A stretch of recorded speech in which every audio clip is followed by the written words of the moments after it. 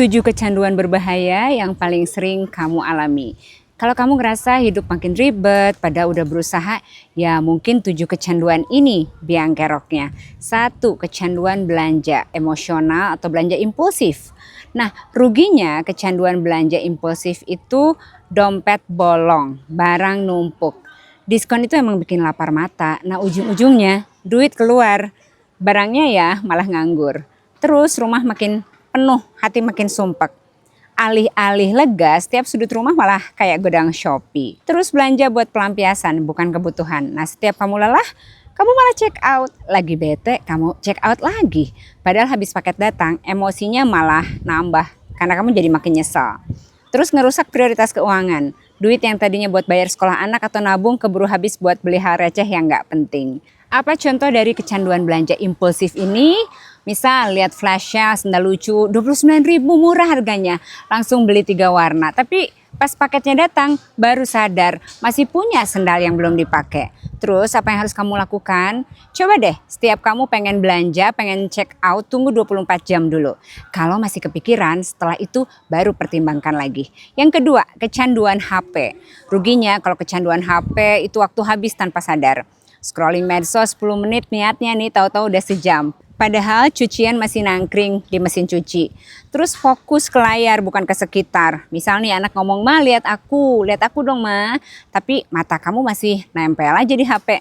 Anak ngerasa diabaikan. Padahal emak ngerasa kan cuma sebentar. Terus kepala makin penuh drama. Kebanyakan lihat gosip, update hidup orang.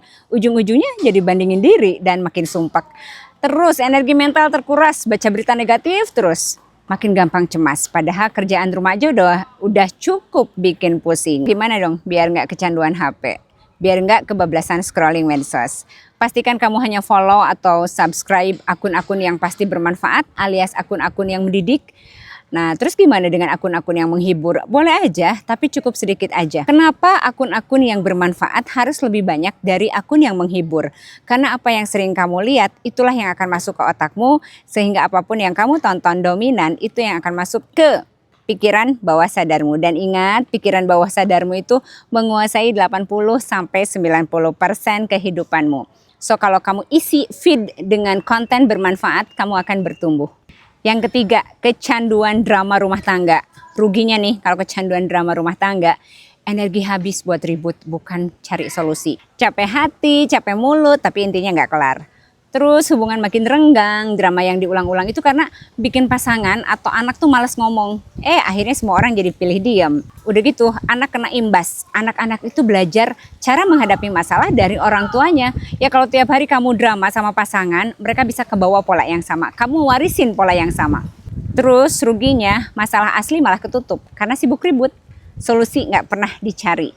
Besok-besok masalahnya muncul lagi dengan episode baru.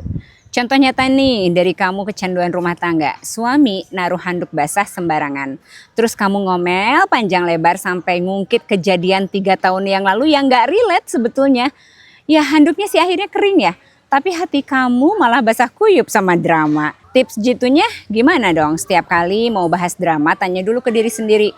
Mau nyari solusi atau mau cari ribut? Baru deh lanjut. 4. Kecanduan suka ngomel. Ngomel itu kelihatannya sepele ya, tapi lama-lama itu melatih otakmu buat selalu nyari sisi negatif dari segala hal. Dan ruginya kecanduan ngomel itu capek 2 kali. Mulut capek ngomel, hati capek karena nggak ada perubahan juga. Pesan nggak nyampe. Semakin kamu sering ngomel, semakin kebal tuh orang di rumah. Anak dan suami kalau diomelin, masuk kuping kanan, keluar kuping kiri. Kerugian lainnya adalah bikin jarak sama orang tersayang. Anak tuh bisa mikir, ngapain ngomong sama mama ujung-ujungnya dimarahin. Hubungan kamu pun jadi renggang pelan-pelan.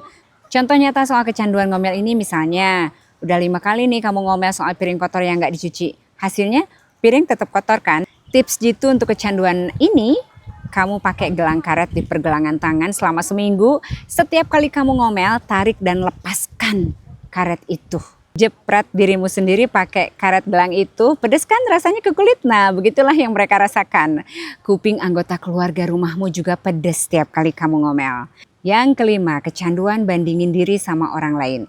Tahu nggak ruginya kamu kecanduan membandingkan diri itu? Hidup jadi nggak pernah puas. Temen bisa bikin kue cantik tiap minggu, kamu jadi maksain ikut baking padahal nggak enjoy. Akhirnya capek fisik dan mental, hasilnya pun nggak bikin bahagia.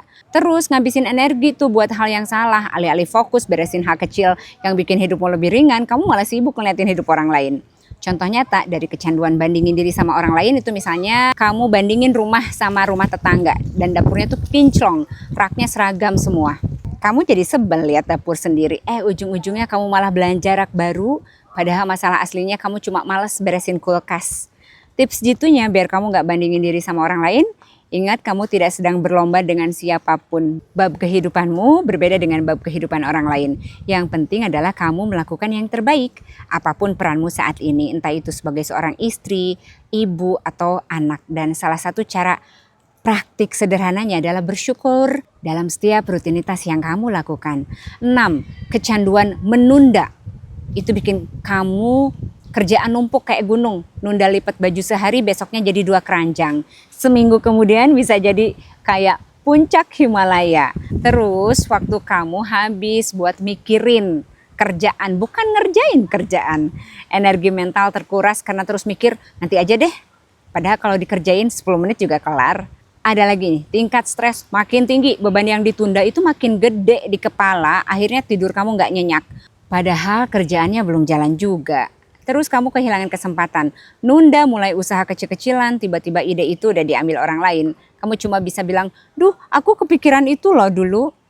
Contoh nyata dari kecanduan menunda pekerjaan ini, misal kamu udah 3 hari niat mau sortir mainan anak, tapi lewat ruang tamu, kamu makin mumet lihat mainan berserakan. Pas akhirnya dikerjain, ternyata cuma 20 menit beres. Jadi ngapain kamu stres selama ini? Tips jitunya, biar kamu nggak terus nunda kerjaan, gunakan aturan 5 menit. Kalau lagi malas ngerjain sesuatu, cukup kerjain aja 5 menit dulu. Bagian tersulit dari sebuah tugas itu bukan menyelesaikannya, tapi memulainya. 7. Kecanduan nyenengin semua orang. Kalau kamu sering takut nolak permintaan orang lain, akhirnya tubuh kamu sendiri yang capek, hati kesal sendiri. Kamu jadi mesin penolong orang, padahal dirimu sendiri terabaikan. Nah, ruginya kecanduan nyenengin orang lain itu, kamu capek hati dan badan, semua permintaan diiyain padahal tenaga udah habis.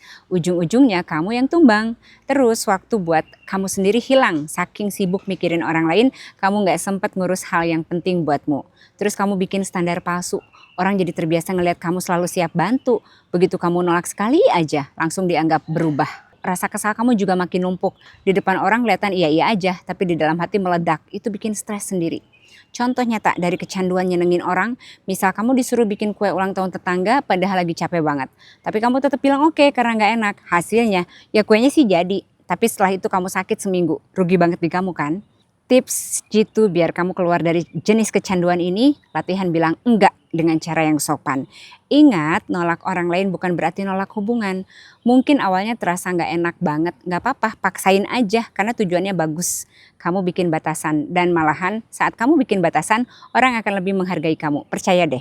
So itu dia 7 kecanduan berbahaya yang paling sering kamu alami beserta tips jitunya. Kalau kamu ngerasa terlalu sulit melakukan semuanya itu sekaligus, santai aja. Kamu boleh lakukan itu satu persatu secara bertahap.